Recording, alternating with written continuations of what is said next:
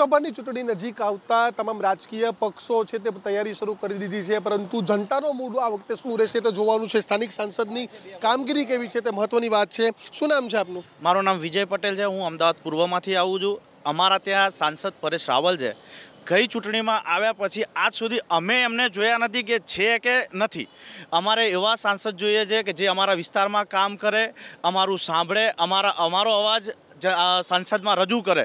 બીજી વાત કે યુવાનો આજે બેરોજગાર થઈ રહ્યા છે, એમના માટે એ અમારા પ્રશ્નો ઉઠાવે। બિલકુલ, આપનું શું કહેવું છે? કેવી સરકાર હોવી જોઈએ અને જે સરકારે વાયદાઓ આપ્યા હતા તે પૂરા કર્યા છે? હું રાજેશ પટેલ અમદાવાદ પૂર્વમાંથી આવું છું અને સરકારે અત્યાર સુધીમાં જે વાયદા કરેલા છે એ વાયદા પૂરા કરેલા નથી। અત્યારે પબ્લિક બેરોજગાર છે। ગુજરાતની અંદર 6 કરોડ જનતા છે, એમાંથી 5 કરોડ જનતા અત્યારે આંદોલનકારી છે। 5 કરોડ જનતા આંદોલનકારી છે। એક પણ વાયદા સરકારે આજ સુધીમાં પૂરા કરેલા છે નહીં। બિલકુલ, જીએસટી નોટબંધી જેવા સરકારે ઐતિહાસિક નિર્ણયો કર્યા, લાગે છે કે આ નિર્ણયોથી ફાયદો થયો? ફાયદો તો નહીં, તો નુકસાન થયું। એ એમના 2019નું જે ઇલેક્શન આવશે એમાં સરકારને પોતાને ખબર પડશે ફાયદો છે કે નુકસાન થયું છે। કેવા પ્રકારનું નુકસાન હતું? દરેક પ્રકારનું નુકસાન છે। બેરોજગારી વધી ગઈ છે, જીએસટી લાગ્યા પછી ધંધાઓ ડબ થઈ ગયા છે। જેના ધંધા વધ્યા છે એ બિલ્ડરો છે, એમના ધંધા વધ્યા છે। બાકી જે નાનો માણસ છે એ તો સાવ નાનો થઈ ગયો છે। નાનો માણસ છે તે સાવ નાનો થઈ ચૂક્યો છે। આપ કયા વિસ્તારમાંથી આવો છો? બોટાદ। સ્થાનિક સાંસદની કામગીરી કેવી છે? સ્થાનિક સાંસદની કામગીરી એવી છે, બોટાદમાં આપણે નીકળ્યા હોય તો ગાડી લઈને નીકળ્યા તમને એમ લાગે કે આપણે ખટારામ જાવી છીએ। ભાવનગર રોડથી માંડીને કે પાળિયાદ રોડે તો ગમે ત્યાં ખાડા એવા રસ્તા એવા છે બધાય, અને કંઈ સ્થાનિક કામ કંઈ હોતું નથી। તો કેવા કામો બાકી છે? કેવા વિકાસના કામો બધાય ટોટલિંગ બાકી જ છે, કોઈને ખબર જ નથી કોણ છે એ। બિલકુલ, તો સાંસદ કોણ છે તે પણ નથી ખબર।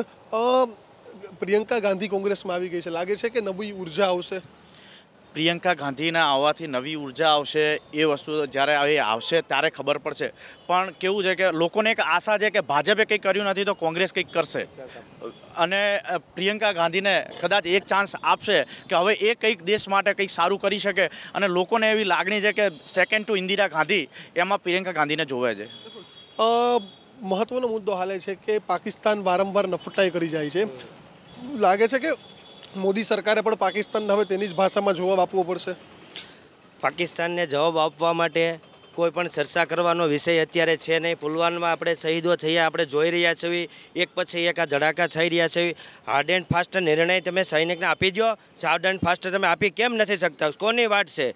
તો અત્યારે લોકો તમને રોડ ઉપર બહાર આવે છે એ શું તમને જોવું ગમે છે? શહીદ પરિવારનો તમે જઈ એમના ઘરે જઈને અમને એમની નિવેદના શું છે એ તમે સાંભળી છે? શહીદ પરિવારને શું હવે બસ 5 લાખ રૂપિયા આપી દીધા શહીદ પરિવારને, પતી ગયું, પણ શહીદ પરિવારની ઘરે જઈ એમના નિવેદન સાંભળો, એમનું છોકરાઓને જો બધાને નોકરીના વાયદા કરેલા હતા, એક પણ શહીદ પરિવારને અત્યારે કોઈને નોકરી કે કાંઈ પણ સહાય આપતા નથી। આ અત્યારની હાલની સરકાર એવી ઈચ્છે છે કે કોઈ પણ પબ્લિકને સહાય મળી શકે।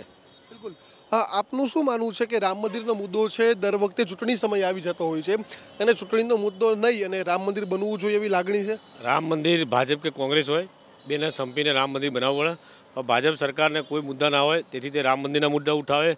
હવે શહીદ પરિવારની વાત કરીએ, જ્યારે નરેન્દ્ર મોદી સાહેબ પીએમમાં નહોતા ત્યારે બોલતા હતા રામ મંદિરનો મુદ્દો બી એમને ઉઠાવ્યો હતો કે રામ મંદિર અમે બનાવીશું। એના પછી જ્યારે પાકિસ્તાને બોલ્યું કે હું આવીશ તો પાકિસ્તાનના આતંકવાદીને નાબૂદ કરીશ, હજુ સુધી તેમને કોઈ બી આ પગલું ભર્યું નથી। આપણા જવાનો જ્યારથી પીએમ બન્યા ત્યાંથી આપણા જવાનો શહીદ વધારે થયા રહે, તો નરેન્દ્ર મોદી સાહેબને આ ડિસિઝન લેવું જોઈએ તાત્કાલિક, અને આતંકવાદી પાકિસ્તાન ખોબા જેટલું છે એને ઉડાડવાનો ટ્રાય કરવો જોઈએ। બિલકુલ, તો પાકિસ્તાન સામે આકરી કાર્યવાહી થવી જોઈએ। છેલ્લો સવાલ, કેવી સરકાર 2019માં જોવા માગશો? છેલ્લે તો જુઓ કે બધાએ કીધું એમ 4 કરોડ તો લગભગ લોકો આંદોલન ગુજરાતમાં ચલાવે છે। એ આંદોલન બધા ક્યારે બંધ થાય? જ્યારે બધાના પ્રશ્નો સોલ્વ થાય ત્યારે થાય। અને બધા પબ્લિકને આપણે જે માનવી છે કે આ સૈનિકોને છૂટી આપી, કોઈ છૂટી બૂટી આપી નથી, એના લીધે આ હુમલાને એવું હજી વધુ થાય છે। ખાલી મીડિયાબાજી કરવા માટે મોદીએ કીધું હતું કે સૈનિકોને છૂટી આપી છે। બિલકુલ, તો પાકિસ્તાન સામે કાર્યવાહીની લોકો માંગ કરી રહ્યા છે, અને કહેવું છે કે લોકોની તમામ માંગ છે તે માંગ પૂરી કરી દે તેવી સરકાર છે તે 2019માં લોકો જોવા ઈચ્છે છે। કેમેરા પર્સન હસનૈન છીપાની સાથે દીક્ષિત ઠકરાર, ABP અસ્મિતા, અમદાવાદ। તો અમારી વિશેષ રજૂઆત જનતાના મૂડમાં અત્યારે બસ આટલું જ। મહત્વની તમામ ખબરો માટે આપ જોતા રહો ABP અસ્મિતા, ગુજરાતની અસ્મિતા।